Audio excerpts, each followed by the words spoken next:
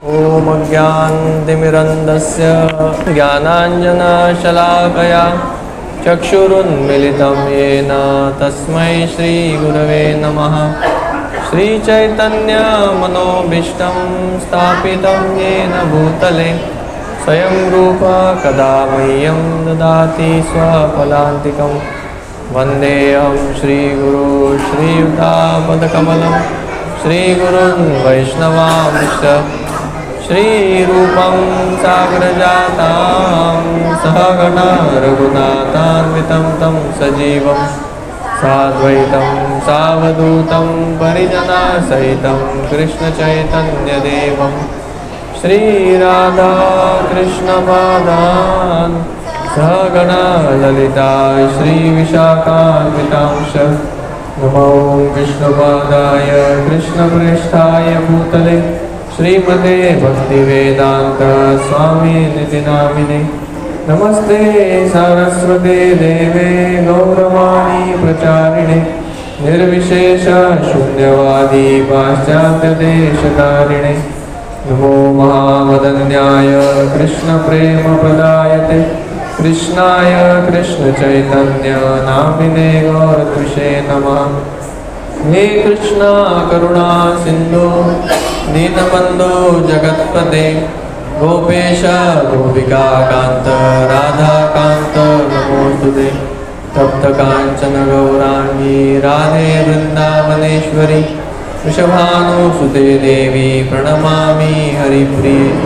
वाञ्छाकल्पतरुभ्यश्च कृपा सिन्धुभ्येव च पतितानां पावनेभ्यो वैष्णवेभ्यो नमो नमः। जय श्री कृष्ण चैतन्य प्रभु नित्यानंद श्री अद्वैत गदाधर श्रीवासादि गौर भक्तवृंद। हरे कृष्णा कृष्ण कृष्ण हरे हरे हरे राम राम राम हरे हरे। हरे कृष्ण। तो मैं 2-3 मंगलाचरण भी गाना चाहूँगा जो चैतन्य चरितामृत में नित्यानंद प्रभु के बारे में है, तो उनका इसमें गुणगान किया जाता है। संकर्षण कारण तो यशाई गर्भोदशाई च पयोब्दिशाई शेषश्च यस्यां शकलास नित्यं नित्यानन्दाख्यं रामः शरणं नमस्तु। मायातीते व्यापि वैकुण्ठलोके पूर्णैश्वर्ये श्रीचतुर्व्यूहमध्ये रूपं यस्योभाति संकर्षणाख्यं तं च नित्यानन्दरामं प्रपद्ये। मायाभर्ता जण्डसहस्रसाङ्ग्यः शेते साक्षात्कारणां बोधिमध्ये यस्य एकांश श्रीपुमानादिदेवस्तं श्रीनित्यानन्दरामं प्रपद्ये। यस्यांशः श्रीलगर्भोदशायी यन्नाभि अब्जं लोकसङ्घातनालं लोकसृष्टुस्तुतिकधानं दातुस्तं श्रीनित्यानन्दरामं प्रपद्ये। यस्यांशः परमात्माखिलानां कोष्ठा विष्णुर्भाति दुग्धाब्दिशायी श्रवणीभर्ता यत्कला स्वपन् अनन्तस्तं श्री नित्यानन्दरामं प्रपद्ये। तो ऐसे गुणगान गाते हुए श्रील कृष्णदास कविराज गोस्वामी हमको नित्यानंद प्रभु के बारे में वो बता रहे हैं। सो नित्यानंद प्रभु जो है वो वही बलराम है जो भगवान कृष्ण के साथ उपस्थित हुए थे अवतार के समय। वही लक्ष्मण जो भगवान राम के साथ थे। और अभी जब भगवान चैतन्य महाप्रभु के रूप में आए हैं तो वो नित्यानंद प्रभु के रूप में उनके साथ आए। तो ये हमको समझने का बहुत ही एक विशेषता रहेगा कि ये जो अवतार है चैतन्य महाप्रभु और नित्यानंद प्रभु वो कितने कृपालु हैं। स्पेशली जब कलयुग शुरू हो गया तो कलयुग के लोगों का एक बहुत विशेषता है। तो भागवतम या पुराणों में बोला जाता है कि कलयुग के लोग कैसे हैं, प्रायण अल्प आयुष्य सभ्य, बहुत अल्प आयुष्य रहता है हमारा, शुरू होते ही खत्म, समझ में नहीं आता कब खत्म हो जाएगा। और कलो अस्मिन् युगे जना मंद सुमंद मतयो, हमारा मति भी बहुत मन आलस रहता है, बहुत सीखने का हमको इच्छा नहीं है, ज़्यादा हमको रुचि किसमें है, इंद्र तृप्ति में, मोबाइल और इंटरनेट केबल्स, गेम्स, इतने सारे डिस्ट्रैक्शन। ये जो कलयुग है, ये कलयुग ही है पूरा डिस्ट्रैक्शन का समय। एक व्यक्ति अपना मन को पूर्ण तरह से भगवान के ऊपर केंद्रित कर नहीं सकता, और उसके ऊपर बड़ा भाग्य का बात है कि अभाग्य है हमारा एक्चुअली, कि अगर कोई प्रामाणिक है, उसको भगवान का भक्ति भी करना है, तो भी उसका पूर्ण तरह से वो चिंतित रहेगा। शारीरिक रूप से बल बहुत कम रहता है, बीमारियाँ, पारिवारिक समस्या, आर्थिक समस्या, सामाजिक समस्या। तो कलयुग एक्चुअली दोषों का निधि है। कलेर दोष निधि है राजन, पूरा दोषों का निधि। अगर ऐसे कलयुग के लोगों को स्पेशल कृपा नहीं दिया जाएगा तो व्यक्तियों भगवान का गुणगान नहीं कर सकते। तो कलयुग ऐसा समय है जहाँ पे अपने स्वयं के शक्ति से भगवान को प्राप्त करना बहुत ही मुश्किल हो जाता है। बाकी युगों में क्या था, लोग तपस्या करते थे, दान धर्म और यज्ञ करते थे, और कैसे न कैसे करके वो भगवान का चिंतन करने में वो सफल रहते थे। लेकिन कलयुग में क्योंकि हम सभी ऐसे एक समय पे आए हैं, ये हमारा खुद के कर्म की वजह से, हम किसी और को दोष भी नहीं दे सकते कि हम ये समय पे आए हैं, तो हमको एक स्पेशल कृपा भी जरूरत पड़ता है। तो भगवान बाकी अवतारों में क्या करते हैं, दुष्टों का दमन करते हैं। राम के रूप में उन्होंने रावण का वध किया। रावण अकेला नहीं था, रावण का पूरा जो राक्षस समाज था उनको उन्होंने उद्धार कर दिया मार के। भगवान कृष्ण के रूप में अनेक असुरों का उन्होंने उद्धार किया। उसके साथ साथ दुर्योधन और बाकी के जो राजा थे उनका भी उन्होंने बाहर नाश किया। लेकिन कलयुग में अगर भगवान वही अस्त्र लेके आएंगे, सुदर्शन चक्र, और अगर देखेंगे कि अभी कौन दुष्ट है इधर, कौन राक्षस है या कौन असुर है, तो फिर देखेंगे सबको मारना पड़ेगा। इसलिए भगवान कलयुग में क्या नहीं करते, वो अपना अस्त्र नहीं लेके आते, वो स्पेशल अस्त्र लेके आते हैं, वो है हरिनाम। बोलते कि जो कलयुग के लोगों का जो हृदय है उसको अगर शुद्ध करना है तो हरिनाम का जो औषध है वो पिलाते हैं। बोलते हैं कि एनेची औषधि माया नसीबार लागी, हरिनाम महामंत्र लाओ तुम्हें मागी। बोलते मैं स्पेशली आपके लिए आया हूँ, मैं एक ऐसा वैद्य हूँ। कोई व्यक्ति बीमार है, ऐसा बीमारी है कि वो उसका कोई इलाज नहीं है, जैसे आजकल कैंसर वगैरह हो जाता है, वो डॉक्टर भी अपना घुटने टेक देते हैं, बोलते हैं भी इसका कोई कुछ उपाय नहीं है, इतने समय अगर जी पाएगा तो भी बहुत बड़ी बात है। तो बहुत कष्ट से व्यक्ति बाद में वो जीता है और बाद में जल्दी उसका मरण भी हो जाता है।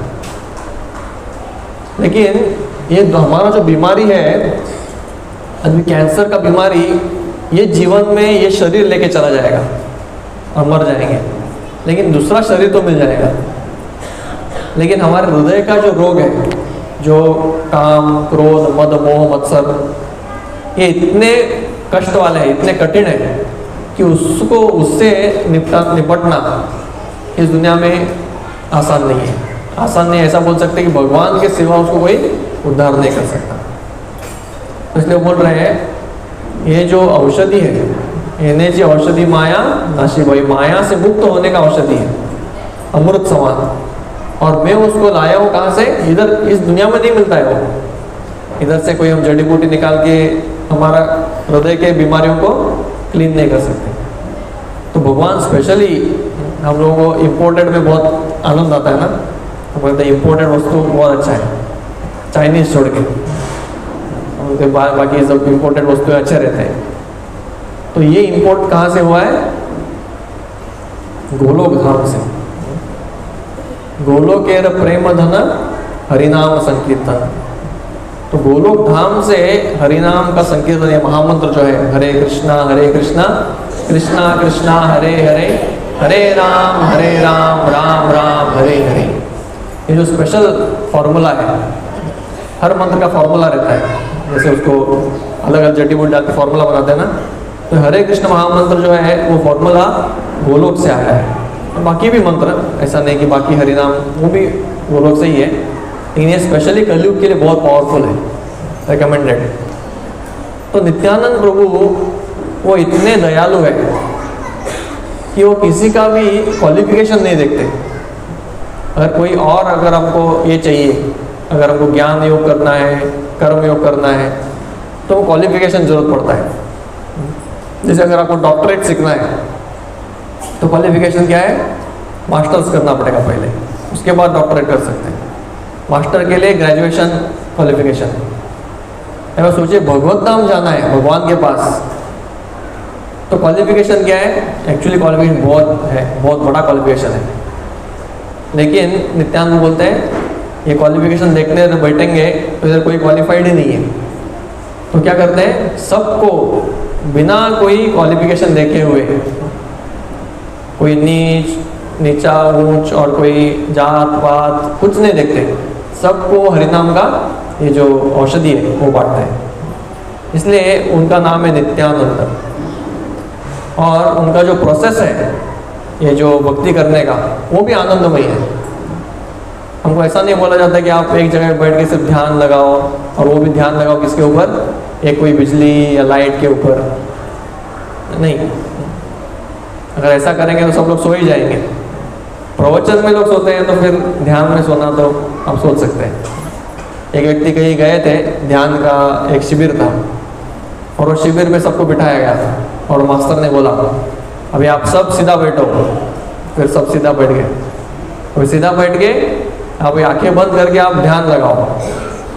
उसने बोला भी नहीं किसके ऊपर ध्यान लगाओ। तो सब लोग आंखें बंद किए, और पता नहीं, अब जैसे आंख बंद करते हैं तो सबको ध्यान क्या आता है, अपने अपने घर का, अपने जॉब का, किसी को अपने प्रेमिका का, ऐसा अपना अपना ध्यान में बैठ चले गए सब। और ध्यान में जाते ही एक 10 मिनट बीत गए तो सब लोग देख रहे कोई ना कोई झपकी मार रहा है, यहाँ तक भी लोग घुराने भी लगे। तो ऐसा एक 2 घंटे का वो ध्यान का शिविर था। तो जैसे ध्यान तोड़ा गया सबका, तो सबको बहुत फ्रेश अनुभव हुआ। हाँ, अभी सब बहुत फ्रेश हो गए, क्योंकि इतने दिनों बाद अच्छा नींद आया। तो ऐसा ध्यान कलयुग में होता है, और वो ध्यान का उसका कोई वैल्यू नहीं है।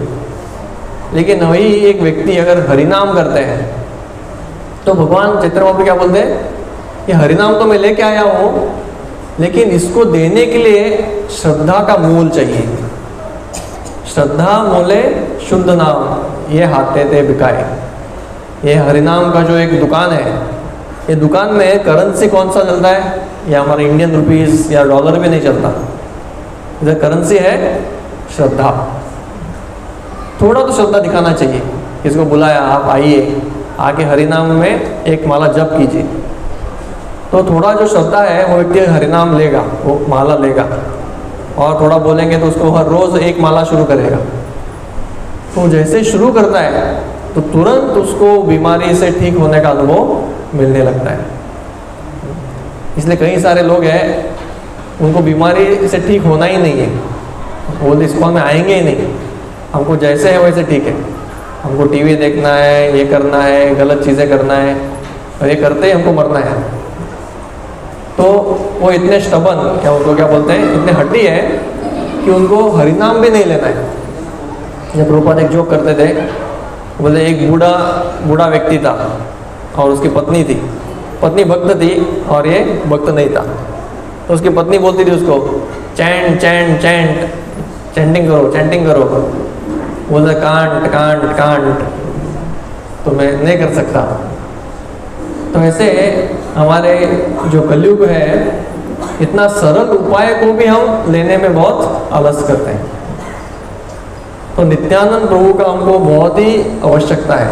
नित्यानंद प्रभु, इसलिए प्रभुपाद जो है पाश्चात्य देश में किसको लेके गए, गौर निताय का विग्रह उन्होंने स्थापित किया। जैसे पहले भक्ति सिद्धांत सरस्वती ठाकुर ने कई जगह पे मंदिर बनाए, और कई मंदिरों में गदाधर और चैतन्य महाप्रभु का विग्रह है, गौर गदाधर। नहीं, गौर गदाधर ये माधुर्य रस में है। तो प्रभुपाद ने क्या किया, उन्होंने सोचा कि मैं जा रहा हूँ पाश्चात्य देश में जहाँ पे जगाई मदाई जैसे लोग रहते हैं, तो इनको उद्धार करना है तो कौन चाहिए, नित्यानंद प्रभु चाहिए। तो नित्यानंद प्रभु का एक खासियत है, अगर चैतन्य महाप्रभु गुस्से में भी अगर वो बोलते नहीं इसको कृपा नहीं दूंगा, नित्यानंद प्रभु उसको बोलते नहीं आप दीजिए, उसी के लिए तो आप आए हैं, कृपा बांटने के लिए आए हैं, आप बांटिए। तो इतना सुंदर प्रोसेस है, हरिनाम का जप करना है। क्या है भक्ति, मतलब बहुत आसान है एक्चुअली, नाम जप और अपने कार्यों में शुद्धता। तो कल ही हम चर्चा कर रहे थे, हरिनामामृत एक चिंतामणि पुस्तक है, उसमें हरिदास ठाकुर जो नामाचार्य है वो बोलते हैं हम सभी व्यक्ति जो है बिना कार्य किए रह नहीं सकते, कुछ ना कुछ कार्य करना पड़ेगा। शरीर के लिए कार्य है, सोना बैठना उठना खाना पीना कपड़ा रोटी मकान, तो इतने सारे शरीर के लिए है। मन के अपने अलग से ज़रूरतें हैं, मन को मान सम्मान चिंतन प्रेम रिलेशन ये सब लगता है। समाज के कई सारे कार्य हैं, इसका शादी अटेंड करो, बर्थडे अटेंड करो, ये करो वो करो, ये समाज के लिए है। परिवार के कई सारे कर्तव्य हैं। तो हमारे इस दुनिया में देखा जाए तो व्यवहारिक कर्तव्य बहुत है। तो ये व्यवहार करते करते हम समझो क्या करेंगे, एक सामान्य व्यक्ति की तरह व्यवहार करेंगे तो क्या होगा, हम वो कर्म बंधन में फंसते जाएंगे। उदाहरण के लिए जैसे दुर्योधन भी युद्ध किए और अर्जुन भी युद्ध किए। इन दोनों का युद्ध एक युद्ध दिखने के लिए समान है, दोनों बाण चला रहे हैं और सैनिकों को मार रहे हैं, लेकिन दोनों का जो गति है पूर्ण भिन्न है। अर्जुन पूर्ण तरह से विरक्त थे और भगवान के आज्ञा से धर्म का स्थापन करने के लिए उन्होंने युद्ध किया, और वही दुर्योधन अपने लिए राज्य भोगने के लिए वो युद्ध कर रहे थे। तो सामान्यतः व्यक्ति इस दुनिया में क्या करते हैं, जो भी हमारे फैसिलिटी है शरीर से लेके, हमारा सबसे पहला धन क्या है, ये शरीर है। शरीर है इसलिए हम इस दुनिया में है उपस्थित। तो शरीर के बाद हमारे धन है हमारा परिवार, किसके पत्नी बच्चे और ये सब, और फिर उसके रिश्तेदार, फिर उसके घर और जायदाद, फिर उसका पैसा। तो ये सभी चीज़ें जो है ये हमारे धन है। लेकिन धन को हम किसके लिए यूज़ करेंगे, अपने खुद के स्वार्थ के लिए, तो हम कर्म के बंधन में फंसते जाएंगे। तो पहले तो हमको क्या करना चाहिए, अपने जीवन को दो चीज़ें हमारे जीवन में ऐड करना चाहिए। एक तो प्रामाणिकता और दूसरा शुद्धता। हमारे जो भी उपजाऊ है, हम जो भी कमा रहे हैं वो प्रामाणिक रूप से कमाना चाहिए, ना ही किसी को फंसा के किसी का हड़प के ऐसा पाप करके कमाने से वो कमाना भी क्या है, वो सिर्फ पाप कमा रहे हैं हम लोग। वस्तु तो छोड़ के जाएंगे, प्रॉपर्टी इधर रहेगा, लेकिन हम नरक में चले जाएंगे। तो बुद्धिमान व्यक्ति पाप के कार्यों को नहीं करता, उसको पता है कि आगे जाके उसका भुगतावा करना पड़ता है। तो पाप से दूर रहना चाहिए और जीवन को शुद्ध रखना चाहिए। कैसे, हमारे मन को शुद्ध रखना, मन को शुद्ध रखना, अपने विचारों को शुद्ध रखना, और हमारे habits, eating meeting sleeping depending, हम तो खाते ही हैं तो शुद्ध चीज़ें खाओ। हम सोते हैं तो सही तरह से सो, युक्त आहार विहार से। और जो भी पारिवारिक जीवन में जो भी इंद्र तृप्ति है उसको भी शुद्ध रूप से करना चाहिए।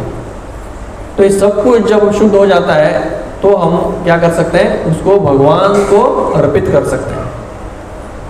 भगवान अशुद्ध चीज़ें नहीं लेते। क्या हम भगवान को कुछ भी खिला सकते हैं? नहीं, भगवान तो भगवान है, सब कुछ खा सकते हैं, थोड़ा अंडा मछली भी खिला दो, नहीं। तो उनके लिए क्या चाहिए, शुद्ध चीज़ें अर्पण करना चाहिए। तो उनको अर्पण करने से उनका कुछ मिलता नहीं, ऐसा नहीं कि उनको कुछ कम पड़ रहा है। रुक्मिणी जी कुछ उनको उपास खिला रही है और हम जैसे लोगों को खिलाना पड़ता है उनको, नहीं। भगवान के लिए सब कुछ है, वो तो आत्माराम है, लेकिन हमारे हित के लिए वो बोल रहे आप अर्पण करो, आपका हित होगा। और इसके साथ साथ हरिनाम लेना चाहिए, तो मन शुद्ध रहेगा, आदतें शुद्ध रहेंगी, तो हरिनाम हम अच्छी तरह से ले सकते हैं। और हरिनाम लेते लेते जब हम अपने कर्मों को भगवान को अर्पण करेंगे तो क्या होगा, हमारे हृदय से जो भोगने का इच्छा है, जो इतना सालों से हमको क्या लगता है कि मैं ही इस दुनिया का सबसे बड़ा सेंटर हूँ, हम भगवान को भूल जाते हैं भगवान को, और क्या सोचते हैं ये पूरा दुनिया बना है किसके भोग के लिए, मेरे भोग के लिए, और मैं केंद्र में हूँ। ये जो अहंकार है ये हमारा धीरे धीरे जाने लगता है। फिर हम निस्वार्थ भाव से भगवान का भक्ति करने का प्रयास करते हैं। निस्वार्थ भाव मतलब अभी हम सबको, एक तो इस दुनिया में हम सब किसी ना किसी को प्रेम करते हैं, लेकिन ये दुनिया का प्रेम जो है वो एक्चुअली नाटक है, वो प्रेम नहीं है। क्यों? वो ऐसा है क्योंकि ऐसा इंग्लिश में कहावत है, आई scratch your back, you scratch my back. मैं आपका सेवा करूँगा, आप मेरा सेवा करो। जैसे एक दूसरे के रिलेशन में, प्रेम में दोनों को तृप्ति नहीं मिलता तो वो टूट जाता है, वो तोड़ दिया जाता है। तो एक्चुअली हम किसको प्रेम करते हैं? खुद को प्रेम करते हैं। और खुद को जो अच्छा लगता है, अगर समझो ये व्यक्ति मुझे आनंद दे रहा है तो फिर मैं ये व्यक्ति को प्रेम करूँगा। ये मोबाइल ये मेरा है, क्यों? क्योंकि ये मुझे आनंद दे रहा है। तो ऐसे हम अपने को जो आनंद देता है, मेरा घर, मेरा मोबाइल, मेरे रिश्तेदार, ऐसा प्रेम करते हैं। लेकिन चैतन्य महाप्रभु को सिखा रहे हैं कि ऐसा प्रेम नहीं होता। एक्चुअली आत्मा का प्रेम सिर्फ होता है किसके साथ? चैतन्य महाप्रभु भगवान कृष्ण के साथ। और ये प्रेम जो है वो शुद्ध है, निर्मल है, और जिसका जो सबसे हाईएस्ट स्टैंडर्ड दिखाया गोपियों ने, गोपियों इसके सबसे हाईएस्ट स्टैंडर्ड दिखाते हैं। तो उस पद चिन्हों पे हमको चलने का प्रयास करना चाहिए। तो ऐसा बोलते हैं कि नित्यानंद प्रभु जो हमको इस दुनिया में देने के लिए आए हैं, वो सबसे ऊंचा प्रेम है, सबसे ऊंचा चीज़ है। ये चीज़ सामान्यतः किसी को मिलता नहीं है, लेकिन सबसे ऊंचा चीज़ प्राप्त करने के लिए भी हमको लौल्यम चाहिए।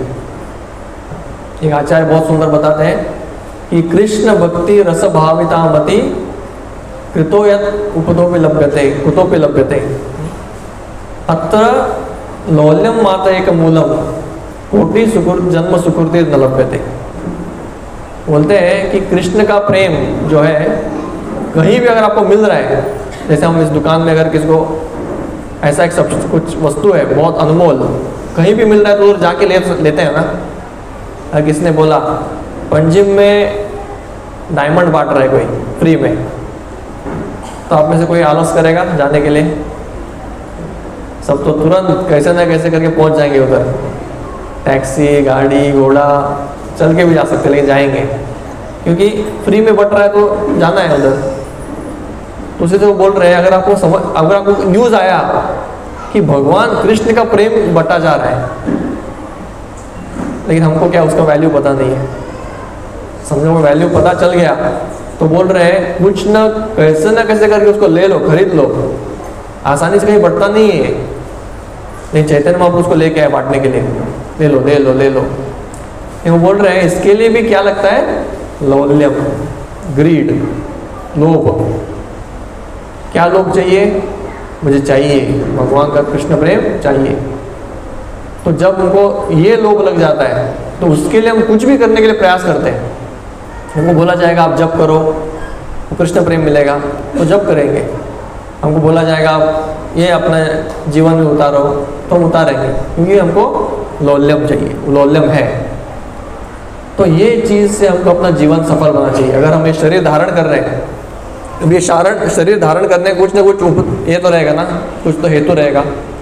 कभी हमने सोचा है ये मुझे शरीर क्यों मिला है और इस शरीर का मैं कैसे यूज़ करूँ? आजकल के जो विद्यार्थी हैं उनको स्कूल में तो पढ़ाया नहीं जाता, उनको सिर्फ पढ़ाया जाता है थोड़ा प्लस माइनस और साइंस, ज्योग्राफी, हिस्ट्री, वो भी कुछ यूज़ नहीं होता आगे जाके। लेकिन एटलीस्ट उनको सिखाना चाहिए कि आपको एक मनुष्य जन्म मिला है तो जन्म को सार्थक करने के लिए आपको क्या चाहिए, क्या मिलना चाहिए। तो ऐसा बोलते हैं कि एतावान सांख्य योगाभ्याम स्वधर्म परिनिष्ठया जन्म लाभ परपुंसा अंते नारायण स्मृति। आप कुछ भी करें इस दुनिया में, सांख्य मतलब बड़ा बड़ा ज्ञान प्राप्त करें, योग में सिद्धि प्राप्त करें, स्वधर्म अच्छी तरह से पालन करें, ये सब भी करने का जो सक्सेस है तभी समझ में आएगा जब आप अंत में नारायण से प्रेम करना सीख गए। सवे पुंसाम परो धर्मो यतो भक्ति रदोक्षजे हेतु की अप्रतिहता ययात्मा सुप्रसिद्धति। ये परो धर्म है। सभी धर्मों से सबसे ऊंचा धर्म क्या है? अधोक्षज से अहेतु के रूप में प्रेम करना, निस्वार्थ प्रेम करना भगवान से। भगवान से तो मांगने के लिए तो कोई भी जाता है, ये भगवान देंगे तो मैं जाऊंगा उनके पास, भगवान मुझे ये दो वो दो। इससे ना ही हम संतुष्ट होते हैं ना ही भगवान भी संतुष्ट होते हैं। भगवान भी देखते हैं अरे ये तो कुछ मांगने के लिए आया, दे दो और भेज दो। क्या आपको अच्छा लगेगा? आपके पास कोई आ रहा है और हंस रहा है बहुत अच्छा, लेकिन मन में उसका आपके प्रति कोई भावनाएं नहीं है। समझ में आ जाता है। अगर हम जैसे लोगों को समझ में आता है तो भगवान को क्यों समझ में नहीं आएगा? भगवान तो सब कुछ जानते हैं, सबका हृदय जानते हैं वो। आप उनके मंदिर में पैर रखने से पहले जान जाएंगे आप किस लिए आए हैं। तो जब वो व्यक्ति कोई निस्वार्थ भाव से भगवान के मंदिर में जाता है और भगवान का नाम लेता है तो दोनों को संतुष्टि होता है। किसको? जो नाम ले रहा है उसको भी संतुष्टि होता है और जो भगवान है वो भी संतुष्ट हो जाते हैं कि हाँ ये व्यक्ति मुझे प्रेम कर रहा है। तो इस दुनिया में ऐसा बोला जाता है कि एक ही चीज़ है जो एक व्यक्ति को संतुष्ट करता है, प्रेम। वो प्रेम के पीछे लोग पागल है, लेकिन उनको पता नहीं कि किससे करना है और कैसे करना है। यही प्रॉब्लम है। सबको प्रेम चाहिए, लेकिन वो क्या करते हैं, ऐसे नश्वर चीज़ों को अपना प्रेम डाल देते हैं जो आखिर में हमसे छूट जाता है, जो हमको धोखा दे देता है। तो वैसे व्यक्ति से प्रेम करें जो व्यक्ति प्रेम पूर्ण रूप से दे सकते हैं। तो भगवान नित्यानंद प्रभु का प्रेम है। तो उनका एक बहुत सुंदर एक लीला है। एक ब्राह्मण थे, बहुत ब्राह्मण कुल में जन्म तो लिए थे, लेकिन वो नाम के लिए ब्राह्मण थे। सिर्फ उनके हृदय में सिर्फ क्रूरता थी, लोगों को लूटते थे। और उधर का जो गांव का जो एक उनका गैंग था चोरी करने वाला, डकैत का, तो ऐसा वो बहुत ही बुरे ये थे, बुरे ब्राह्मण थे एक तरह से बोला जाए तो। तो जब नित्यानंद प्रभु उस गांव में गए रहने के लिए थोड़े दिन के लिए, नित्यानंद प्रभु गांव में गए तो वो रह रहे थे, हिरण्य पंडित उनके घर में रह रहे थे। और नित्यानंद प्रभु वो इतने सुंदर गहने पहने हुए थे, उनका कांति बहुत सुंदर है और पगड़ी पहनते थे और पगड़ी पूर्ण तरह से अलग अलग मोती हीरों से वो सुशोभित था। उनके कुंडल थे कानों में और हाथों में कंगन थे, अंगूठियाँ थी, एक एक अंगूठी इतना महंगा था। और बाजू में ये थे पायल डाले हुए थे, कमर में भी पट्टी डाला था सोने का सब। तो इतना महंगे महंगे उन्होंने ये डाले थे और वो लेके वो गांव में कीर्तन करते थे। तो जब ये चोर ने देखा कि अरे नित्यानंद कौन गोस्वामी आया इधर और इतना आभूषण डाला है, तो बहुत प्रभावित हो गया।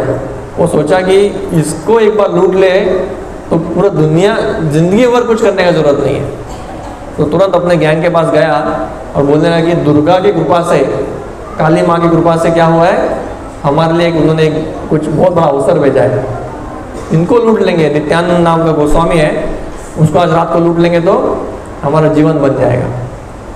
तो फिर ये सब ने प्लान किया और प्लान करने के बाद रात को बहुत बड़े बड़े चाकू, स्वॉर्ड और त्रिशूल ऐसा अलग अलग आयुध लेके गए।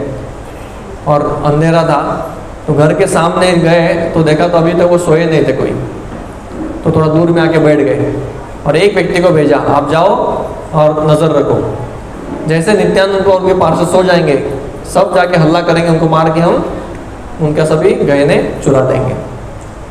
तो ऐसा प्लान था। वो गया उधर देखने के लिए, तो देख रहे तो सब लोग कीर्तन कर रहे हैं, जोर जोर से हरी हरी गौरंगा गौरंगा बोल रहे थे। तो कोई सो ही नहीं रहा था। तो काफ़ी देर रुकने के बाद वापस आके बोले, अरे उधर कोई सो ही नहीं रहा है। सब लोग कीर्तन में मस्त है, मग्न है। तो वो बाद में याद आके ठीक है थोड़ा देर रुकेंगे, और तो एक दूसरे का चर्चा करने लगे। एक चोर बोला मुझे उसका कुंडल चाहिए, कोई बोला मुझे उनके अंगूठा चाहिए, कोई बोला मुझे उनका पायल चाहिए। तो ऐसा अपना अपना वो कोटा फिक्स कर रहे थे। तो ऐसा करते करते निद्रा देवी ने उनको आशीर्वाद दे दिया। नित्यानंद की जो सेविका है निद्रा देवी, वो ऐसा सो गए कि सुबह जब दोपहर हो गया उनके ऊपर धूप गिरा तभी उड़ गए, और कौवे चिल्ला रहे थे तो उठ के देख रहे थे सुबह हो गया, और फिर एक दूसरे को मारने लगे, तुम्हारे वजह से हुआ ऐसा, कल हम लूट लेते थे। तो सब एक दूसरे को कोस के बोले कि हम अभी जाएंगे इधर से और आज रात को आएंगे। और उनका जो लीडर था ब्राह्मण, वो बोला कि क्योंकि हम कल काली माँ का पूजा नहीं किए, उनका आशीर्वाद प्राप्त नहीं किए, इसलिए आज हमारा ये दशा हुआ। आज रात को जाएंगे, उनको भोग चढ़ाएंगे और फिर आशीर्वाद लेके आएंगे।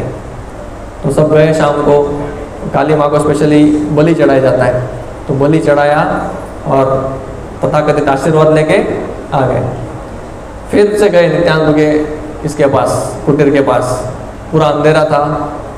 और जैसे नज़दीक पहुँचे तो देखा कि बड़े बड़े लंबे और दुष्ट पुष्ट उधर कई सारे लोग ऐसे ये कर रहे हैं, पहरा दे रहे हैं। और देखा तो ये जो एक एक व्यक्ति था इतना शक्तिशाली था कि ऐसा लग रहा था कि ये सभी कैसे 100 चोरों को मार देगा अकेला, और सभी हरी हरी हरी बोलते हुए वो पहरा दे रहे थे। तो ये सोचे कि अरे ये तो इतने बड़े बड़े पहरेदार हैं, इनको हम कैसे करेंगे। तो फिर अपने बीच में बोलने लगे, लगता है उसको ऑलरेडी कुछ भनक लग गया, हम चोरी करने आ रहे हैं। कोई बोलने लगा है नहीं कैसे समझ में आएगा उसको, कोई तो राजा उनको मिलने आया है और उनके ये सैनिक हैं।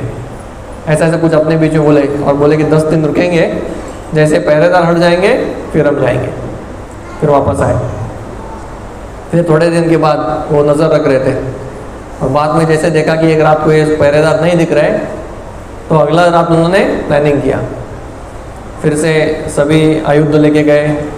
उस दिन इतना अंधेरा था, भगवान के ही अरेंजमेंट से पूरा बादल, घने बादल छाए हुए थे। चंद्रमा का तो नामो निशान नहीं, नक्षत्र भी नहीं दिख रहे थे, अपना हाथ भी देख नहीं पा रहे थे, इतना अंधेरा था। फिर भी वो अंदाज से वो रास्ते पे गए आगे, और जैसे नज़दीक पहुंच ही रहे थे तो वो अपने आँखों का उनका दृष्टि पूर्ण चला गया, उनका बुद्धि भ्रष्ट हो गया और मन उनका पूरा विचलित हो गया। और फिर वो समझ नहीं पाते मैं अभी किधर जाऊँ, राइट लेफ्ट कुछ समझ में नहीं आ रहा। और एक कोई गड्ढे में गिर गया, कोई गार्बेज में गिर गया, कोई ऊपर से नीचे गिर गया, उसकी हड्डियाँ टूट गई। तो सबका इतना बुरा हालत हुआ। कोई कांटों के बीच में है, अब सोचिए कांटों के बीच में गिरे, फंस गया वो, पूर्ण तरह से उसका रक्त ये हो रहा है। किसी के हड्डी हाथ पाथ सब टूट गए ऊपर से गिरने की वजह से। कोई ऐसे इसमें गिरा है जहाँ पे उसको बिच्छू काट रहे हैं, बिच्छू और सभी अलग अलग डंक मार रहे थे। तो ऐसे स्थिति में वो सब रो रहे और चिल्ला रहे हैं। और उसके ऊपर इंद्रदेव ने ऐसा बारिश बरसाया, बारिश के साथ ओले भी गिरने लगे, तो वो पूरा ठंडी से कांपने लगे। तो एक तो उनका सब शरीर ध्वस्त हो गया है, और उसके ऊपर ठंडी और गीलापन। तो तभी वो सोचने लगे क्या चल रहा है हमारे साथ। और उनका जो लीडर था वो सोचने लगा कि अवश्य ये नित्यानंद कोई साधारण व्यक्ति नहीं है, और मैं ही मूर्ख हूँ कि मैं समझ नहीं पा रहा था। पहले दिन हम सब सो गए, दूसरे दिन ऐसे पहरेदार देखे जैसे वैकुंठ के वो राजा है स्वयं, और तीसरा दिन ये हमारा हालत कि हम अभी सब ऐसे हालत में जैसे हमारा प्राण ही जा रहा है। तो फिर वो बहुत पश्चाताप करने लगा, और उसने समझ लिया कि नित्यानंद को कोई नहीं लेकिन स्वयं भगवान है। तो फिर वो हृदय में पश्चाताप करने लगा कि मैं इतना पाप किया हूँ, जीवन में मैंने सिर्फ पाप ही पाप किया है।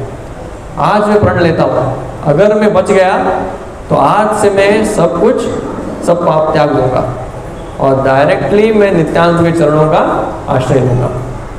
तो ऐसे जब उसने अपने मन में निर्धार किया, तुरंत सब बारिश रुक गया, ओले बरसना बंद हो गए। इनको सभी जो पीड़ा हो रही थी वो भी ठीक हो गया, और फिर अपने आप पैर पे उठ गए और कैसे तो कैसे करके अपने घर में जाके सो गए।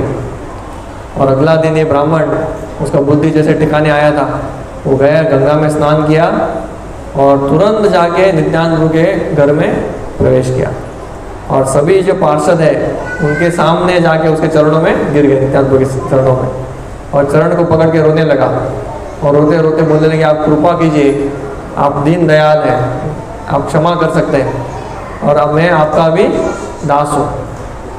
और बोले कि आप अगर हमको क्षमा कर देंगे तो मैं जीऊँगा, अगर नहीं तो अब मैं अपना प्राण गंगा में त्याग देता हूँ। तो नित्यानंद ने उनको उठाया और उनको आलिंगन किया और बोले कि आप चिंता मत करो, आज से आपका सभी पाप माफ हो गए। और बाकी सब देखने वाले देखते रह गए, अरे इतना बड़ा चोर ऐसा कैसा आया। तो नित्यानंद ने बताया उनका पूरा स्टोरी कि ऐसा ऐसा हुआ था। तो नित्यानंद ने उनको भगवान कृष्ण का प्रेम दिया और बोले कि आप अकेले नहीं, आप सभी चोरों का जो टोली है उनको लेके आओ, सबको प्रचार करो, और आज से आप भी मुझे प्रचार में मदद करो। तो ऐसा करके उन्होंने आशीर्वाद दिया, और उस दिन से वो चोर है जो चोर था वो बहुत बड़ा भक्त बन गया है। और स्पेशली उसका प्रीचिंग डिपार्टमेंट क्या था, चोर के लोगों का प्रीचिंग। तो ऐसे नित्यानंद प्रभु का कृपा, वो कभी भी किसी को सिर्फ उनका शरण लेना चाहिए बस। तो ऐसा बोलते हैं कि नाम मार खाए प्रेम दे दयाल तो नहीं है। नित्यानंद प्रभु के जैसा कोई दयालु नहीं है जो मार खा के भी वो दूसरों को प्रेम बांटते हैं। ये जगाई मदाई का स्टोरी है जहाँ पे उसको मारा गया था फिर भी वो उनको उद्धार किए। तो वैसे नित्यानंद प्रभु का जो हमने आज बहुत सुंदर उत्सव मनाया, उसके साथ साथ आज और भी एक बहुत बड़ा अवसर है, बहुत बड़ा शुभ अवसर है, क्योंकि आज ही के दिन शिला भक्ति सिद्धांत सरस्वती ठाकुर जो शिला प्रभुपाद जी के गुरु हैं, उनका भी 150वां आविर्भाव तिथि है। तो 1874 में उनका फरवरी में 6 तारीख को ये हुआ था, वो इस दुनिया में आए थे। तो आज उसका 150वां सालगिरह है। तो आज वो भी एक बहुत बड़ा अवसर है। हमने आज दोपहर में बहुत बड़ा फंक्शन बनाया, और क्यों हमारे लिए स्पेशल है, क्योंकि ये जो कृपा आता है भगवान से, वो कृपा को कायम रखने के लिए ऐसे महाजनों का आवश्यकता पड़ता है। नहीं तो काल के प्रभाव से क्या हो जाता है, वो सब नष्ट हो जाता है। जैसे हम जैसे जो साधारण व्यक्ति है, हमारे लिए तो भगवद गीता में क्या बोला गया है, बहुनाम जन्मना मंदे ज्ञानवान मां प्रपद्यते। हमको कई जन्म लग सकते हैं ज्ञान प्राप्त करने के लिए। अभी हमको गारंटी नहीं कि ये जन्म में हमारा बुद्धि ठिकाने आएगा क्या नहीं। हम में से हो सकता है कई लोग जप करें, कई लोग जप को छोड़ दें, किसी को श्रद्धा नहीं न होने के कारण या अपने पूर्व संस्कारों के कारण वो क्या करते हैं, भक्ति नहीं कर पाते। हमारे इंद्रिय बहुत हमारे लिए क्या हो जाते हैं, बलवान हो जाते हैं, उनका डिमांड बहुत रहता है। आप लोगों को अनुभव किया रहेगा कि हमारे इंद्रियों को क्या चाहिए, तृप्ति चाहिए, अलग अलग चीज़ों का आदत लग चुका है, नहीं तो मन शांत नहीं होता, हमारा मन को आदत पड़ चुका है। तो कई सालों का या कई जन्मों का साधना से हम क्या हो सकते हैं, हम शुद्ध हो सकते हैं। तो हम जैसे लोग एक ज्ञान को आगे नहीं बढ़ा सकते। जैसे हम देखते हैं कि जैसे इलेक्ट्रिसिटी जो है ये कहीं दूर से आता है, पावर हाउस डैम है वहाँ से आता है, लेकिन वो आते आते कई सारे खंभे लगते हैं और खंभों के बीच में ट्रांसफार्मर लगाते हैं। आपने देखा जाएगा ट्रांसफार्मर। तो ट्रांसफार्मर क्या करता है, वो करंट को फिर से उसको स्टेप अप करता है, उसको बनाए रखता है, नहीं तो नहीं हो जाए, डाउन हो जाएगा। तो उसी तरह से ये जो महान आचार्य है, भगवान उनको भेजते हैं, नियमित रूप में भेजते हैं, एक के बाद एक। तो ये जो महान आचार्य आते हैं उनके वजह से ये परंपरा टिका रहता है। और देखते हैं कि वो जैसे जन्म लेते हैं, थोड़े सालों में वो बहुत महान कार्य करते हैं। तो अपने जन्म के थोड़े वर्षों में इतने महान कार्य करते हैं कि जो व्यक्ति साधारण व्यक्ति सोच भी नहीं सकता। जैसे कौन सोच सकता है कि प्रभुपाद जैसे कोई पाश्चात्य देश में जाके 12 साल में 108 मंदिर, हजारों हजारों फॉरेनर शिष्य और इतने सारे पुस्तकों को लिखना, ये कोई साधारण इस जगत का व्यक्ति नहीं कर सकता। उसी तरह से भक्ति सिद्धांत सरस्वती ठाकुर, उन्होंने थोड़े सालों में, एक्चुअली मुझे लगता है 18 सालों में उन्होंने 64 मठ स्थापित किए, पूरे भारत में प्रचार किया। उनके 10,000 शिष्य थे, कई सारे महान महान स्कॉलरली सन्यासी शिष्य थे, कई सारे पुस्तक लिखे। तो ये जो इनको बोलते हैं नित्य सिद्ध पुरुष, तो भगवान गीता में बोलते हैं द्वाविमौ पुरुषो लोके क्षर च अक्षर एव च। इस दुनिया में 2 तरह के जीवात्मा रहते हैं, क्षर और अक्षर, मतलब पतित और लिबरेटेड, या बद्ध और मुक्त। और उसमें होते हैं नित्य मुक्त। नित्य मुक्त मतलब जो कभी भी बंधन में नहीं फंसते, क्योंकि पूर्ण रूप से भगवान का आश्रय लिए रहते हैं। महात्मानस्तु माम पार्थ दैवीं प्रकृतिम आश्रित। हम भगवान की 2 प्रकृतियां हैं, एक है बहिरंगा और दूसरा अंतरंगा, एक है भौतिक और एक है आध्यात्मिक। तो जो व्यक्ति आध्यात्मिक प्रकृति का आश्रय लेते हैं उनको महात्मा बोला जाता है और वो नित्य मुक्त है। और जो जीवात्मा भौतिक प्रकृति का आश्रय लेते हैं वो बद्ध जीव है। तो हम सभी जो है इस दुनिया में जो बंधन में है, 3 गुणों के प्रभाव में, कभी सुख कभी दुख, कभी हंसना कभी खेलना, तो हम अपने जीवन का कर्मों के हिसाब से जीते रहते हैं। कभी मनुष्यों का जन्म, कभी 84 अलग योनियां हैं उनका जन्म लेते हैं। तो ऐसा भ्रमण करते रहते हैं इस दुनिया में। तो हम क्या है, पतित जीव या नित्य बद्ध जीव है। और ये जो है ये आध्यात्मिक जगत से इधर स्पेशली भेजे जाते हैं, जैसे राजदूत। दूत कौन है? जो एक देश से दूसरा देश जाता है। उसी तरह से जो आध्यात्मिक जगत से इधर आते हैं, भगवान स्वयं आते हैं, वो अवतार है। लेकिन भगवान जब किसी अपने बहुत निजी पार्षद को भेजते हैं, वो है उनका दूत। इसलिए हम उनको बहुत प्रेम से क्या बुलाते हैं? कृष्ण कृपा मूर्ति। हम उनके सामने बोलते हैं ना, कृष्ण कृपा श्री मूर्ति अभय चरणारविंद भक्ति वेदांत स्वामी, या कृष्ण कृपा मूर्ति भक्ति सिद्धांत सरस्वती ठाकुर। तो कृष्ण कृपा मूर्ति मतलब भगवान कृष्ण का ही कृपा लेके वो इधर आते हैं। वो मूर्तिमान स्वरूप है भगवान कृष्ण के कृपा का। और अगर इस दुनिया में हमको कृपा प्राप्त करना है तो वो माध्यम बन जाते हैं। तो इसलिए आज का दिन और भी स्पेशली हमारे लिए इम्पोर्टेंट है, क्योंकि आज के दिन हम क्या कर सकते हैं, अगर भक्ति सिद्धांत सरस्वती ठाकुर ऐसे महान व्यक्ति नहीं आए होते तो आज हम इधर बैठ के ये कथा चर्चा करना हमारे लिए असंभव था। भक्ति का परिभाषा जानना हमारे लिए बहुत ही कठिन था। भक्ति है क्या और भक्ति को प्रैक्टिकली अपने जीवन में कैसे करना है, वो समझना हमारे लिए असंभव था। तो इसलिए आज का दिन हम सभी ने बहुत प्रेम से प्रार्थना करना चाहिए। एक तो प्रभुपाद है और उनका ही इधर बाद में परंपरा इधर दर्शन लेने जब आएंगे तो प्रभुपाद के बाद जो है उनका नाम है भक्ति सिद्धांत सरस्वती ठाकुर। तो उनसे आप प्रार्थना कर सकते हैं कि आप बहुत कृपा करके आज के दिन आपने आविर्भाव किए और ये कृपा आप हमेशा हमारे ऊपर बनाए रखिए। तो श्रील प्रभुपाद बताते थे, इस दुनिया में पिता से ज़्यादा कृपालु कौन रहता है? दादा। आप देखे रहेंगे पिताजी थोड़ा स्ट्रिक्ट रहते हैं, अरे इसको डिसिप्लिन सिखाना है, इसको ऐसा करना है वैसा करना है।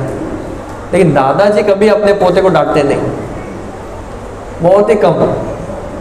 तो इसलिए दादा या दादी जो है वो अपने पोते को बहुत प्रेम देते हैं, वो तो कभी डांटते ही नहीं। तो ऐसे ही हमको जानना चाहिए कि हमारे जो दादा है श्रील भक्ति सिद्धांत ठाकुर, वो तो एक्चुअली हमारे दादा मतलब परदादा है, तो हमारे लिए और ज़्यादा कृपा करेंगे। तो गुरु कभी कभी बहुत स्ट्रिक्ट रहते हैं, बोलते हैं नहीं इसको ऐसा नियम पालन करो, ऐसा ही करो ऐसा ही करो। लेकिन दादा वो बहुत कृपा दो, अरे बच्चा है बाद में आगे करेगा, ऐसा कृपा दे देते हैं। तो इसलिए आज के दिन अगर हम उनसे प्रार्थना करेंगे तो तो स्पेशल कृपा मिलने का हमारे लिए संभावना है।